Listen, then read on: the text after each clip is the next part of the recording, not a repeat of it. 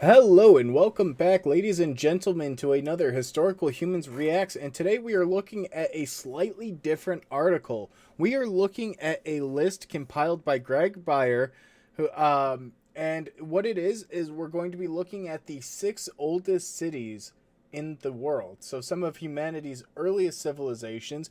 Wonderful little article compiled. So we're just gonna look through it and react and see what we think, eh? All right, yeah. Clocking in at number one, we have our very first city, Catalhoyuk. Uh, Catalhoyuk. to surprise of, I don't believe anyone currently here reading this article, uh, Catalhoyuk, which is commonly referred to as the oldest city on Earth in a lot of places, is from 9,000 years ago. Um, and it is a population center of approximately 10,000 people that had no real defined streets. It just sort of happened. The interesting thing about this is you use the rooftops to traverse the cities. So the Yeah, true original invention of hardcore parkour. It yeah, started 9,000 years ago. They yeah, Oh just are my vaulting God. over walls and like running up ladders, jumping off yeah. shades. I mean, it kind of makes sense that this is like a big hodgepodge of like just homes because honestly, this is probably one of the bigger settlements for the time. And what else like in their mind, how else would they set it up?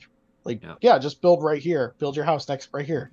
Well, and that's Assassin's part of it Creed. too. It's like city designers did not exist. City planners did not exist. Yeah. They couldn't I'm say just we need a main yeah, thoroughfare through this road. yeah. It, Also, is this a pre-pottery settlement? I'm not entirely certain. Yeah, I'm I not can't really re- sure. I can't It remember if Globeke Tepe was the only pre-pottery settlement. I don't fully know. But it's very old, and there are many references to, I believe, a friend of yours, Justin, Ian Hodder, in regards to Oh, this in yeah. the article here, in regards to Hodder this runs the particular site. excavations. Wait, Yes. who's Ian Hodder again? Oh Ian no. Hodder is a No. post-processual archaeologist who likes to. There's different archaeological theories. I'm not going to bore everyone, but one of the ones that Hodder stands with is post-processualist, which likes to add extra interpretations to things and likes to add agency to everything because everything has agency. Everything can. It's huge. Basically, Ian Hodder is known for the practice of applying agency to things like objects and locations, which to a degree is true. Justin obviously Agreed. disagreed with the extent to which Ian Hodder gives this attribution. I'm just But Ian Hodder is one of the archaeologists that runs the excavations and has been a part of the Catalhoyuk excavations, and he's a phenomenal archaeologist in terms of the stuff he's recovered. It's just the theory people disagree on. Fair enough. Fair But enough. kind of an interesting note about Catalhoyuk is that it's theorized that it's potentially a early example of anarcho-communism, as there was no social structure, there was no real social distinction between men and women. Everyone was just kind of equal. I And just to see answer your con I question, there was a pottery industry. Oh, there was. Okay. yeah, All yeah, right. pottery and obsidian, I believe. Yeah. And coming Oh, in at numbers. Oh, do you want to go in for one more? no, no. I said, oh, and pistachios. They Interesting. made pistachios. What? There was a pistachio industry at Catalhoyuk, and I love them so much more now. All right. That the Uh, pistachio commercial is the first thing that comes yeah, to mind. yeah, yeah. It's Pistachio. yeah. Moving on from the Assassin's Creed Dream City. To the next city, or should I say cities, because they come in at numbers 2, 3, and 4. Eridu, Uruk and Ur. Ur, Ur, Ur, Ur, Ur. Ur. Yes, these The are the Sumerians. Sumerians. Yeah, they are considered the world's first civilization, although there is also arguments to be made for Egypt beating them out. Boo. But we don't care about that. The point here is that these three cities are founded, they exist approximately the same time in just sort of like a rapid succession of just one after the other. Hey, this new city idea seems to really work out and really seem I to hope- pull together. Yeah. I'll And by say, rapid hopefully they. succession, I mean, they're founded, they exist for about 1,000 years, they are abandoned, and the next one pops up. I mean, I would hope city planning was invented by this point. Well, in this, you can kind of see that there was a lot more aforementioned thought. Specifically, the image that's depicted here is the main ziggurat of Ur. So you can see that the structure was pretty well planned out, that there was a lot of intentionality. It didn't look like a hodgepodge of buildings thrown together. So, I mean, there's already kind of an uptick from Catal Hoyuk. I mean, honestly, I feel like ziggurats don't get enough love. They're Plus, it's really so- cool. and it's such a fun word to say. Ziggurat. Ziggurat. Imagine trying to because you guys seen the steps. We've all seen the steps of Mayan period pyramids and how they're 90, looks like a straight 90-degree angle or whatever. Imagine climbing these steps. Oh, you'd be gassed by the time you got up to the top. That's a lot of steps. I swear, these people must have had thighs, bulging, calves, just after walking up all these day in, day out. But going back to the cities, when we talk about the three cities themselves, Eridu is the oldest at 5,400, and the city was abandoned about 4,800 years later. So not quite the 1,000 you theorized, Colin, but pretty darn close. Yeah, well, I'm talking about the 1,000 because the next one pops up at 3,800. And that is the city of Ur. So that was the joke I was making. And by rapid succession, I mean they come in about 1,000-year increments. Oh, okay, yeah. I like to think that these people were just yeah, we're tired of Eridu. Let's go build a new one. And then Let's go build this a new is city. a 3D image of what the city of Uruk looked like, and you could see the main ziggurat, but you can also see the buildings and the tunnels and the plazas that were built around with it. So, to answer the question, I do think city planning might have been implemented here. I think they might have figured something out. Yeah, 40,000 people. Yeah. And with up to 90,000 living in the suburbs. Is this the first example of the suburbs? Oh God, no. Well, no, I don't know. I think, however, this is with it's an example of, actually, it's for example of urban sprawl, because the settlement of dates back to 6,500. However, it's only about 3,800 that it actually goes from being village to city. So this is massive urban growth. Oh, I know, but for the city of Uruk, further down, it says that the city housed 40,000 and that 90,000 lived in the environs, so in the surrounding regions. Oh yeah, there's also the city that Gilgamesh ruled. Oh, we are familiar with the epics of Gilgamesh. This is the Gilgamesh city. I believe that 90,000 would have been everyone needed to farm enough food to feed the city. Probably, yeah.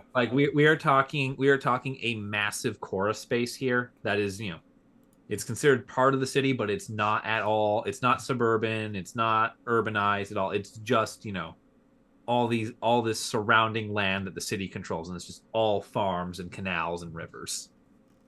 Because this is not a particular hospitable climate. You live by the river or you die. And on that note, we'll go to number 5, Ain Ghazal. This is a fun one for me because this is the first one that I did not immediately recognize until I don't know either.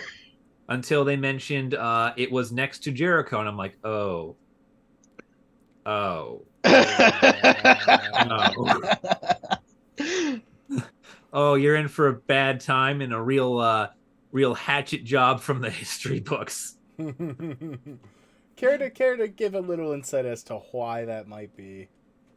I mean, there's Um, a bit of a saying, right? About, when disaster strikes, the yeah, walls of Jericho are collapsing. yeah. Well, let's just say the Hebrew invasion of this region was not kind to all the settlements previously inhabiting it. Most But famous of which is the fall of Jericho.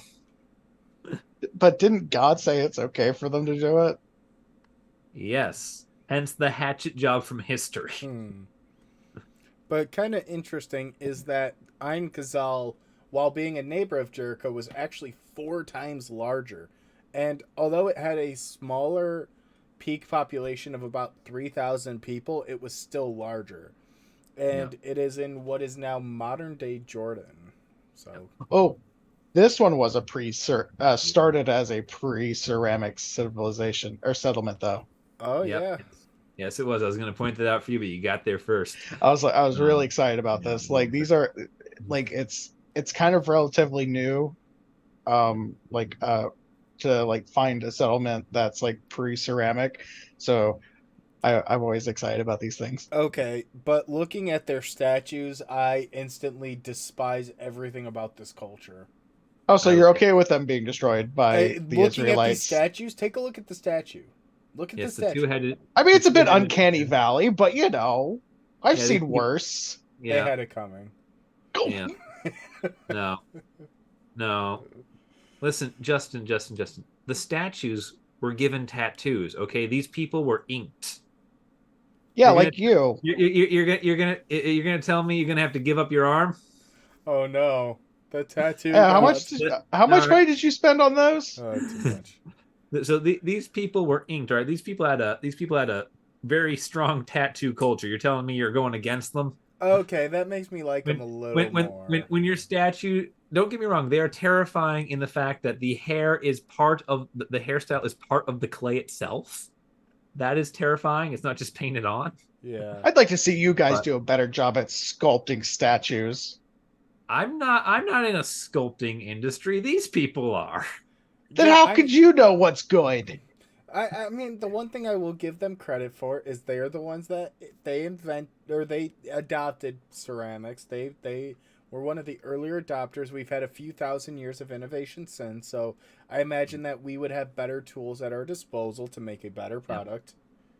But Also, that you is tell me still you don't just creepy. love you don't love the two-headed death stare from these guys. Look at them. Look at them.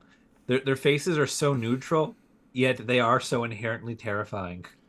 Hello. Again, it's that uncanny valley effect. Oh my god, interesting. Um, so their burial practices are quite interesting here too, because Yeah. when the dead died, they were buried, and they waited until the flesh had rotted away and the skull was removed and decorated. Yeah. Probably for a ceremony. However, that does not appear to be everybody. That appears to be the more fortunate people, as a number of people have also been found buried in the garbage pit. You know, So you'd be either surprised. either elite burial or there was a major mob and or homeless problem. Well, I mean, that's what the Romans used to do. Like, that could if just they be were, their standard burial practices too. Like, oh, the dead's dead. Let's just chuck him away. Yeah, they had to be like someone important in the family for that. yeah, Everybody else got thrown in the pit. Where's Grandma in the pit? yeah. She's in the garbage. Yeah. And that's going to bring us to number 6, our final city here, with an image that definitely is going to get demonetized on YouTube. Oh my God, what is this? We're gonna scroll right past Fertility statue, please stop. The civilization's name is Hold on. Mergar. Magar. Mega? Yeah, Magar. Yeah, this is um Founded about 7,000 BCE, one of human civilization's first cities, yeah. and it's out of Pakistan. It's a Pakistani city. It is one of the earliest sites in the region to show evidence of farming, and naturally, because we have moved further east, there is a massive debate as to whether or not it was a influenced culture from the Middle East and or a subsidiary of those cultures, because the further away you get from Europe, the less nice things you can have. Well, and the one thing that they do propose that I find very interesting is that they actually predict or like think that this society was a predecessor to the Indus Valley. So, you know, the founders and originators of numerous civilizations that followed. Yeah, because the Indus is one of the cradles of civilizations, and Yes. alongside the Nile, Mesopotamia, and quite a few others. But this is, it's like if you are responsible for starting the Indus Valley, you are you have more kids than Genghis Khan. It does say that only female figurines, which is what that was supposed to have been. Oh, that definitely Um, was. There was one yeah. That was supposed a to. that is a horribly distorted Padme Yeah. Amidala right there. So supposedly, like what? Yeah, it's supposed to be a hairstyle. Um, it's supposed that perhaps that might be part of a mother goddess religion. But again, there's If not, archaeologists don't know fertility ritual, because those are fertility the only ritual. figurines they found so far. So it's possible that they're venerating the feminine. So always Well, It yeah. is. Well, It one should of be the things, noted too that later figurines showed hairstyles, shaped breasts, and babies. yeah. So yeah, it definitely seems fertility is the focus of these objects in some way, shape, or form. At the very least, it's what's considered good art. One thing I want to point out here that we didn't really get to talk about because it wasn't really brought up as much in the other parts is they're talking about metallurgy here at this city, specifically lost wax copper. Oh yes. Yeah. Yeah, so this is basically when you make a object by pouring molten metal into wax, and it melts the wax out of the way and refills the gap that was created in the mold. Interesting. Oh, yeah. So it's a pretty decent form of metallurgy, and it goes all the way up through like the Roman Empire, up until several hundred CE. So this is the default setting for how to make metal objects for thousands of years. It's like, hey guys, we may not have invented it, but we certainly had it in abundance.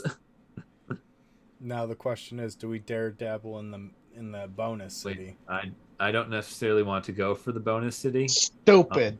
just because it is a thought experiment proposed by Plato and not actually anything that ever existed. Fuck it. It's flashing by the scene and it's gone. All right. Well, if you enjoyed today's video, be sure to drop a like down below and be sure to subscribe so you don't miss out on any future videos.